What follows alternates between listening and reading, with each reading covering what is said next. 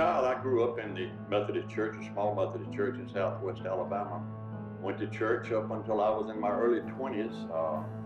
Had good teaching, good preaching as I was going through this, but I left Alabama, went to Oregon for several years, divorced while I was in Oregon, and I slowly fell away from the church, and after a few years I moved back to Alabama and was home several years, continued the same path that I had been leading pretty much in Oregon. Came into Montgomery and went into the restaurant business, and after a period of time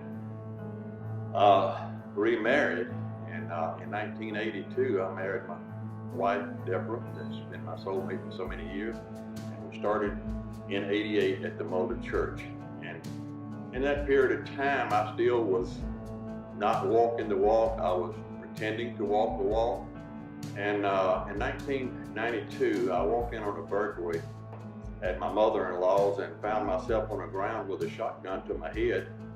And I just knew that I was dead. I just absolutely knew that just any second that I was dead.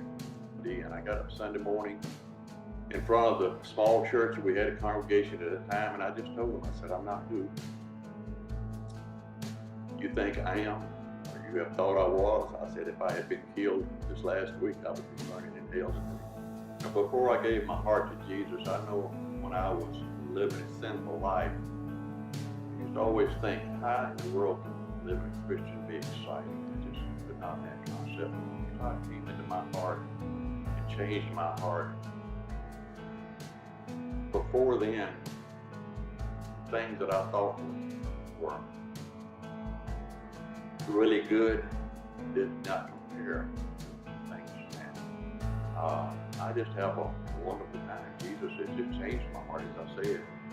And more friends, I am at peace with myself. Well, the church has been the backbone of my faith after I came to Christ. And in 1998, we had a revival, and we had a minister from down south Alabama somewhere, Reverend Perry Dalton. And he came and spoke to our church, and at that time I met one of the folks that was going to church with him that came up and gave a testimony.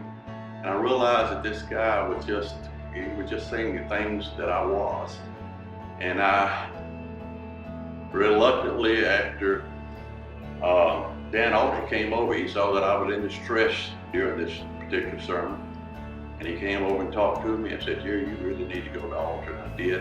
And I said, Perry Dalton prayed things for me that I just had never felt worthy to be able to pray for myself. And I said, I got up from that night, from that altar, a different person. And over the next 3 or 4 weeks, Craig Carter, which was our pastor at the time, counseled me. I sat down to talk to Craig and told him all that had been going on in my life, all that had gone on in my life. And I said, you know, Craig, I'm just still have had a very difficult time. But through this period of time with Craig and through this revival, God just gave me a new heart. Just gave me